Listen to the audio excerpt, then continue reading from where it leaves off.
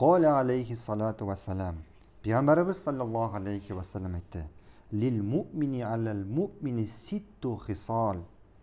Müslüman kişisi ikinci bir Müslümana altı nerse bilen borçlu. Yahuduhu iza marid. Kardeşi ağırsa onun halin barıp bile. Ve yeşheduhu iza mat. Ulse, kardeşi ulse onun sungu yulga uzata. Ve yucibuhu iza da'ah. Şakruğa cevap bire. Ve yusellimu aleyhi iza laqiye.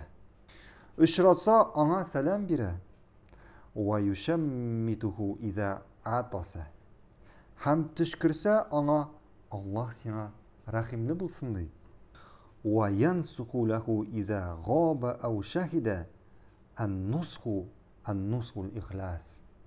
Hem ol barında da hem ol yok şağında da ana yani kardeşine ihlas münasebet kursata.